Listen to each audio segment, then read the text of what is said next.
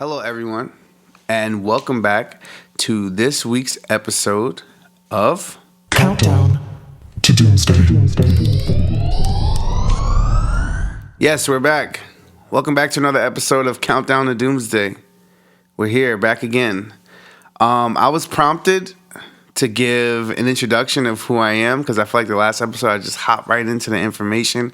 I was so happy about Doomsday and the fact that we're still waiting for this movie and hearing all these leaks and all these rumors. I was just so ready to talk. I just jumped in. So, my name is Jarvis. I am a huge Marvel fan. I am also a professional musician. I was a teacher throughout my years of life. I pretty much worked every job you've ever thought of. Starbucks, GNC. I never worked at McDonald's. I worked at Dunkin' Donuts. I worked at Uniqlo. Where else did I work? I worked at Gap. I worked everywhere, basically. Banana Republic, blah, blah, blah, you name it. I worked everywhere. But yes, I've realized throughout my years, I've always had this affinity and this love for Marvel. I mean, to be fair, I like DC as well. I just feel like I really connect and I kind of fangirl over more Marvel stuff than DC stuff. And I think that's really fueled by the fact that DC doesn't really have a connected universe the same way Marvel does.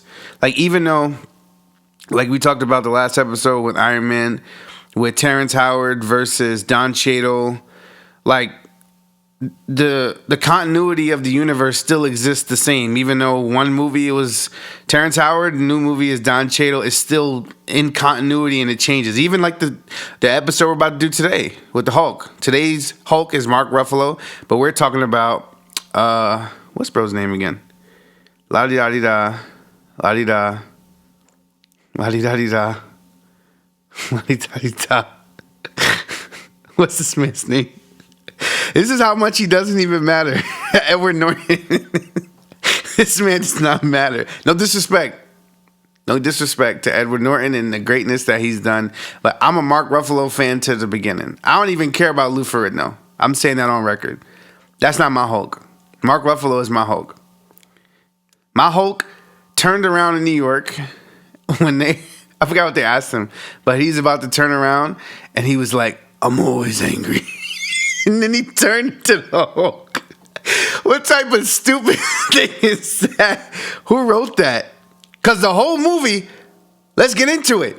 I haven't even read the synopsis yet. We getting into it. Yeah, I'm animated this episode. We hot. I'm angry. It's a Hulk episode. It's green.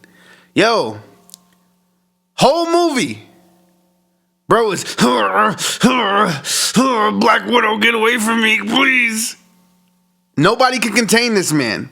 All of a sudden, in the span of 30 minutes and destroying of New York, all of a sudden, this man falls from the sky, and all of a sudden, he can just turn into the Hulk instantly? We're not going to talk about it? And he got hijinks and lines. I'm always angry. And this becomes the Hulk. Yeah, but let's go back. You know what I do, as you know? I read the synopsis. We get busy. We talk about it. We review. We discuss the budget. We discuss the profit. So let's start. This week, we're heading south to Brazil, dodging soldiers, blending in with factory workers, and trying not to get too angry, because today we are talking about The Incredible Hulk from 2008. Yes, this movie is not far off after Iron Man, and this is the second film in the Marvel Cinematic Universe, and that's where this continuity starts. Iron Man's first, Incredible Hulk is second. And personally, I think the Hulk is often forgotten because to me, I think it's forgotten because Edward Norton is not the same Hulk. I think he started a great thing, but I think it never really lived through because we have Mark Ruffalo kind of just take over when the Avengers happens. So yeah, the Hulk is kind of sandwiched between Iron Man and Thor, which we'll cover next episode. But it has its own like thing to it, even though this is not our Hulk. Well, technically it still is our Hulk, but it's not my Hulk, respectfully. As always, I'll read through the synopsis, like I said. I'll react, and I'll give my final verdict at the end. And I actually remember watching this Hulk on bootleg DVD. Yes, I said it. I was born in 1993, so I had access to bootleg DVDs around this time. Yeah.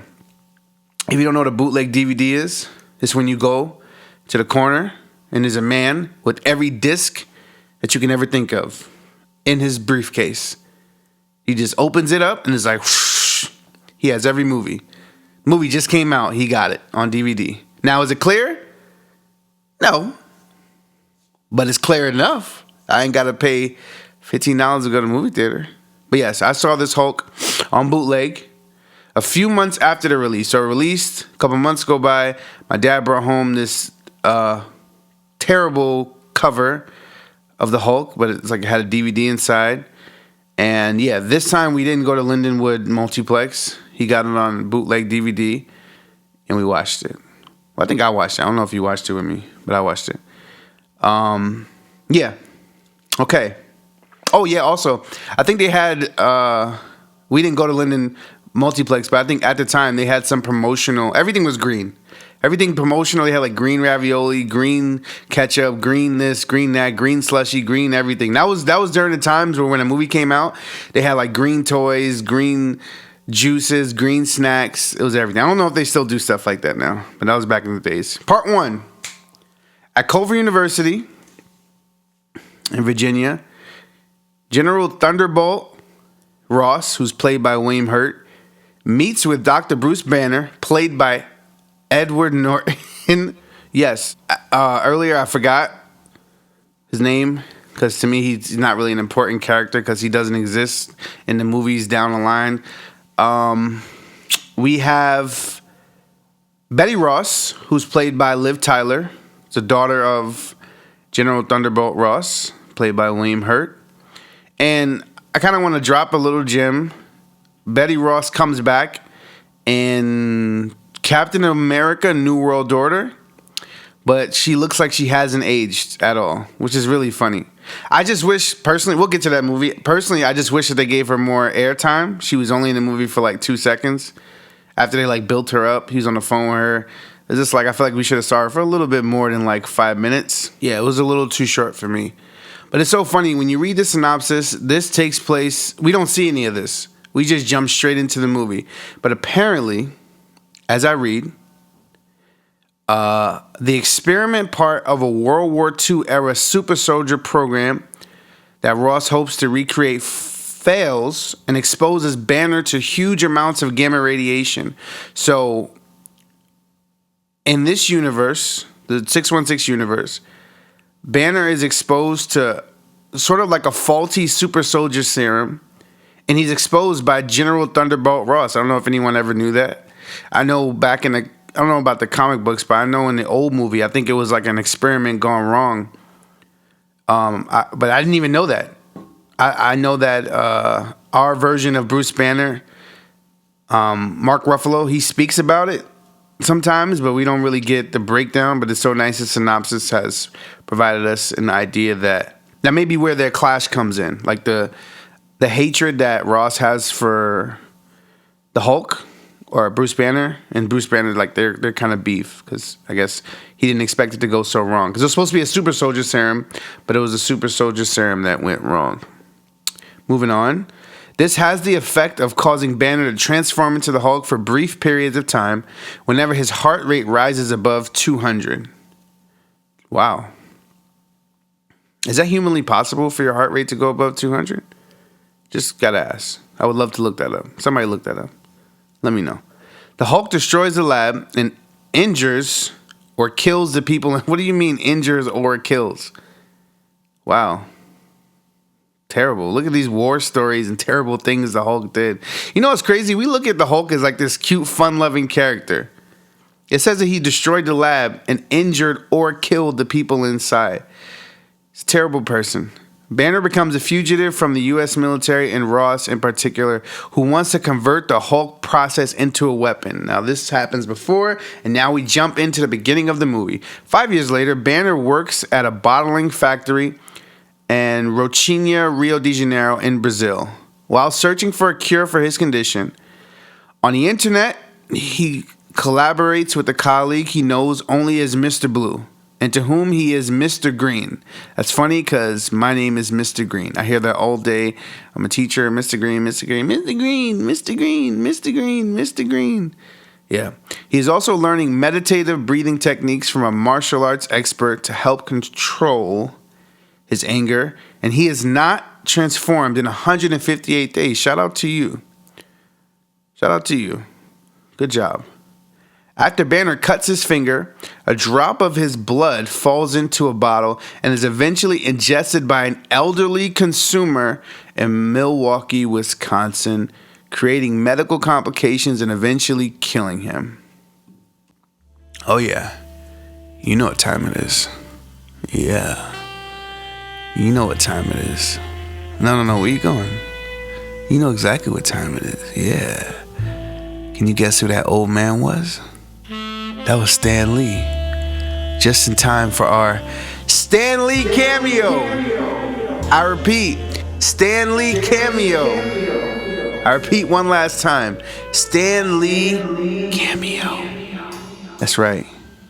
Stan Lee appears as an old man who falls ill with gamma radiation poisoning after drinking a soda containing Bruce Banner's blood. He softly says, "Wow," and drops the bottle on the ground. To be fair, not the craziest Stan Lee cameo. That's it. That's the whole cameo. There's nothing else. That's it. But like we said, shout out to Stan Lee. Rest in peace, Stan Lee. As you know, we do Stan Lee cameos over here at Countdown to Doomsday. Every episode I stop, I read out Stan Lee cameo. Just this time I was real close to the mic. But yeah, using the bottle to discover Banner's location, Ross sends a SWAT team led by Russian-born British Royal Marine Emil Blonsky, a.k.a. Tim Roth, to capture him. Banner transforms into the Hulk and defeats Blonsky's team. After Ross explains how Banner became the Hulk, Blonsky agrees to be injected with a small amount of a serum. This is the botched super soldier serum, developed as part of the same operation, which gives him enhanced speed, strength, agility, and healing, but also begins to deform his skeleton and impair his judgment. So, as you see, this super soldier serum affects everyone differently. You know, like, I guess you got Bucky. The way he's affected by the super soldier serum is very different than Captain America. Obviously, you know how the Hulk does. So everybody reacts to it differently. I think what it does is it takes who you are and kind of like just amps it up. Like Captain America is a very loyal, great man, so he's just gonna become a great superhero. Blonsky's different. He's not really a hero. He's a villain. Banner returns to Culver University and reunites with Betty, who is dating psychiatrist Leonard Sampson. Banner is attacked by Ross and Blonsky's forces, tipped off by the suspicious Sampson, causing his transformation into the Hulk. The ensuing battle in a courtyard outside the university proves to be futile for Ross's forces, and they eventually retreat. But Blonsky, whose sanity is starting to falter, boldly attacks and mocks the Hulk. No, I remember this scene. This is when Blonsky's like walking beside the Hulk, and it's like literally, if you look at the height comparison, the Hulk's like 15 feet. Blonsky's like 5'9", and he just like, yeah, what's up? The next part of the synopsis says the Hulk dispatches Blonsky and flees with Betty. Those are the only words there. The Hulk dispatches Blonsky. That's wild to describe that as being dispatched. In reality, he just smacked him all the way across the freaking field, like to a whole new universe. After the Hulk reverts to Banner, he and Betty go on the run and stay in a motel for the night, where she cuts his hair and they get ready to make love. But give up at last because his heart rate monitor is beeping frequently. That makes sense. You can't make love. You're the Hulk. You would destroy her. You would rip her in two, brother. You're like 18 feet tall, all muscle, no fat. Like, and what is Betty doing? You know what's gonna happen. Stop that. No hanky panky. Banner contacts Mr. Blue, who urges him to meet him in New York City. Mr. Blue is actually cellular biologist Dr. Samuel Stearns. We know Samuel Stearns. We know him in New World Order. The guy with the weird-looking brain, who tells Banner he has developed a possible antidote to Banner's condition. After a successful test, he warns Banner that the antidote may only reverse each individual transformation. Stern reveals he has synthesized Banner's blood samples, which Banner sent from Brazil into a large supply with the intention of applying its limitless potential to medicine. Fearful of the Hulk's power falling into the military's hands, Banner attempts to convince Stearns to destroy the blood sample. Blonsky is revealed to have survived his injuries from the previous battle when he got smacked across the field and has completely healed. He joins Ross's forces for a third attempt to take Banner into custody. Wow. 0-3. They succeed, and Banner, along with Betty, are taken away in Ross's helicopter. That was my attempt at a helicopter flying away. Blonsky stays behind and forces Stearns to inject him with Banner's blood as he covets the Hulk's power. Stearns warns that this combination of the botched super soldier formula and Banner's blood may cause him to become an abomination. That happens to be his name as a character. Unconcerned, Blonsky forces Stearns to administer the blood in a gamma charge. The experiment mutates Blonsky into a creature with size and strength surpassing that of the Hulk, but drives him to become angry just like the Hulk. Abomination then attacks Stearns, who gets some of Banner's blood into a cut on his forehead, causing it to mutate him.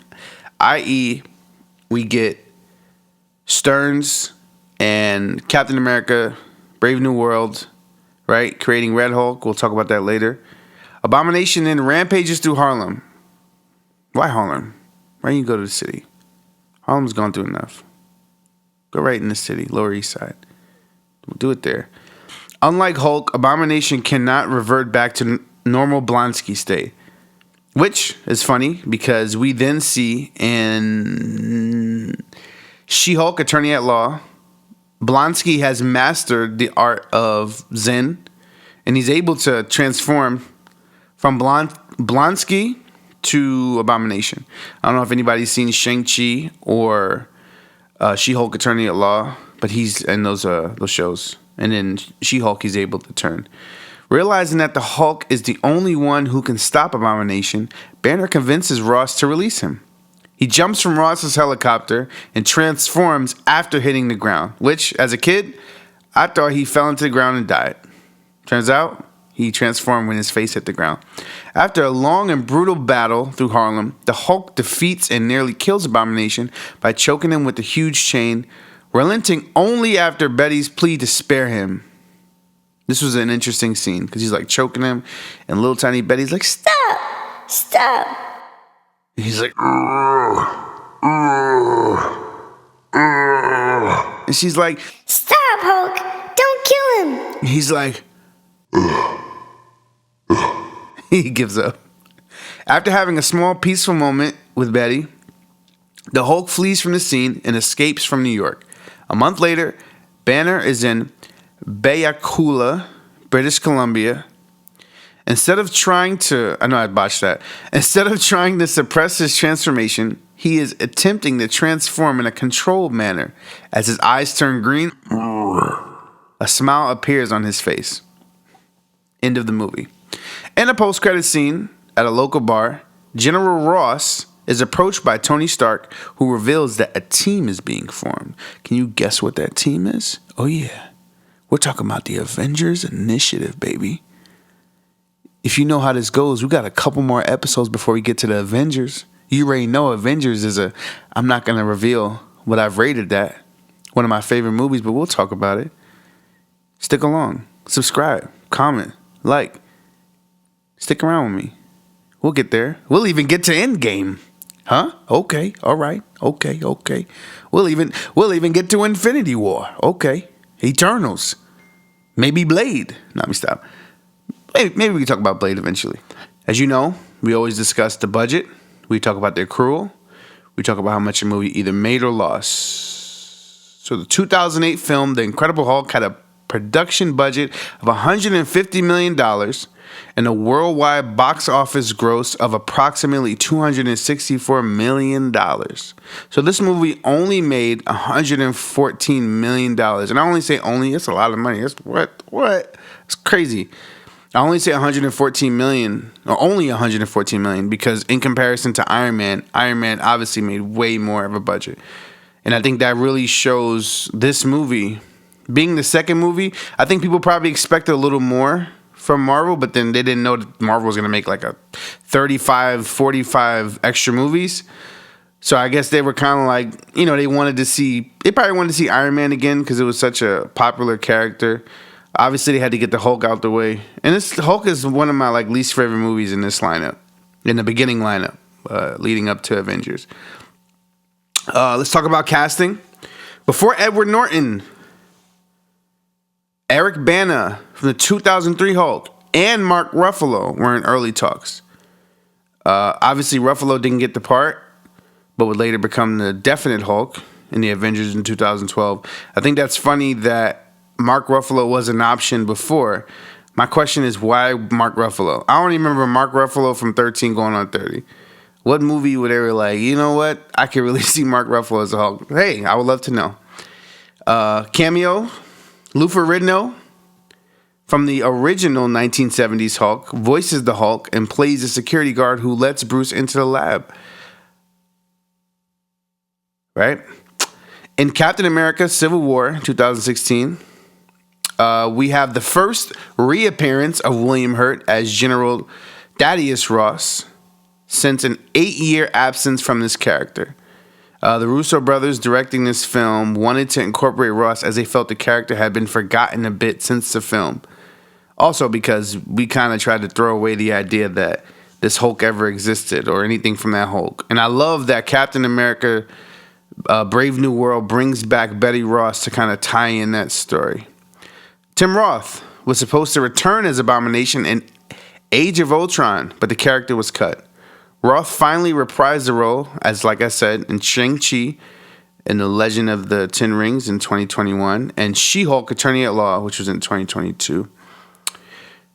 Side note, when General Ross is retrieving the serum from cold storage, the container not only has the name of Dr. Reinstein, developer of Captain America's super serum, but also Crysync, the company's name, under which is written Stark Industries. So I think it's really funny that we have our botched super soldier serum, which creates Hulk people, or very large, powerful Hulk-like people. Edward Norton rewrote parts of the script for more character depth, leading to creative tensions with Marvel. That's one reason we never saw this Bruce again. Okay, so Edward Norton was really trying to be the guy, like changing parts. No, let's do it like this, let's do it like this. And they packed Burrow up. They say, yeah, no, we got another guy. We got another Hulk. We got a Hulk. We got a Hulk that's not Edward Norton. Yeah. We got a Hulk that's way better than Norton. We got a Ruffalo Hulk. There is a deleted scene where Bruce tries to take his own life in the Arctic. And you can see Captain America frozen in the ice in that version. I'm really glad they didn't go with that. As we hear, the Hulk talks about this in Avengers, where he says he tried to take his own life, and he was the Hulk, and he spit out a bullet. We'll talk about that when that time comes. Obviously, we know Tony Stark shows up at the end, hinting at the formation of the Avengers Initiative. So this is technically the first cross-film MCU cameo, setting the stage for the connected universe in the Avengers universe. The first two movies in the MCU. For me, what worked? The Hulk's action sequences still kind of hold up. Great movie. Great film. It's very raw. It's very physical. And it's a bit scary. I don't know who did the audio, but you can kind of really feel the weight and the sound of the punches and the crunches and the roars. Kind of reminds me of Jurassic Park. I'm gonna put the roar of the Hulk here.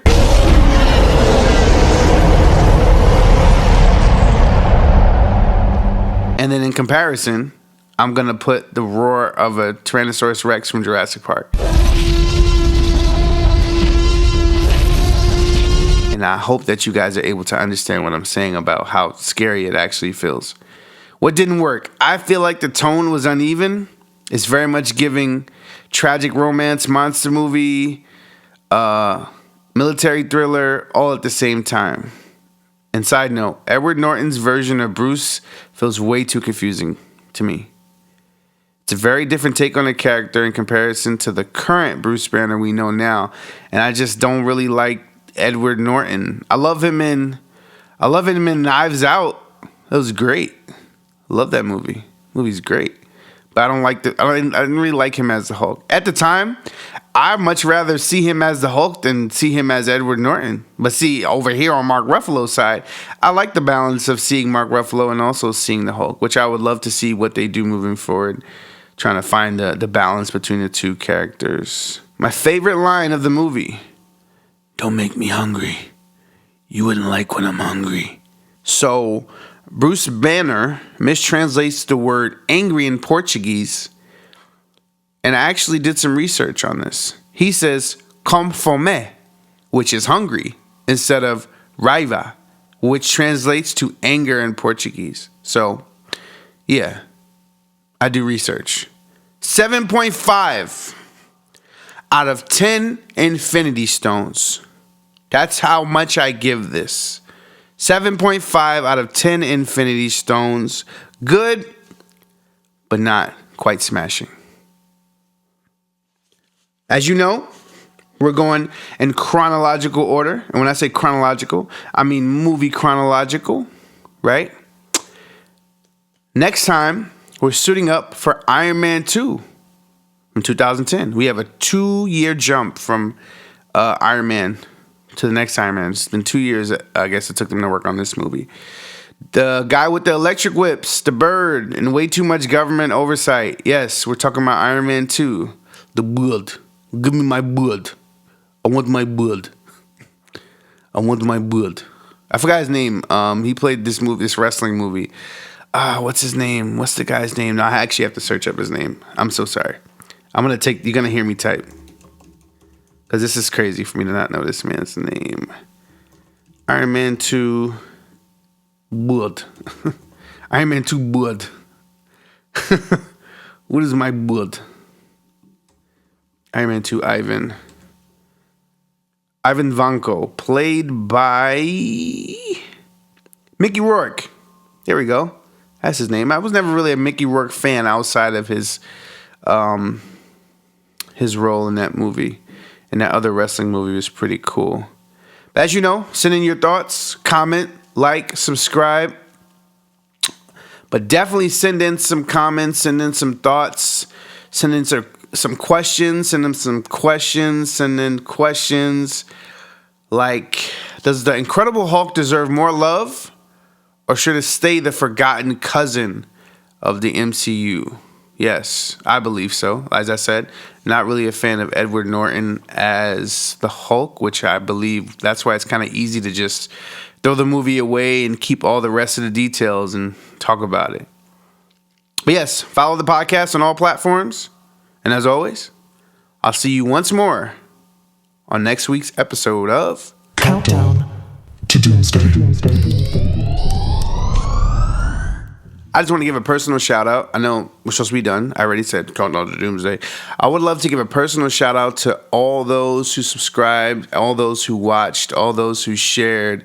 As you know, these are some of the first episodes, and I'm so grateful and appreciative of all the other nerds that are locked in with me. Continue to lock in, continue to subscribe, continue to like, continue to comment, continue to be a nerd with me as we wait till we get to Countdown to Doomsday. But yes, thanks again for tuning in to Countdown to Doomsday.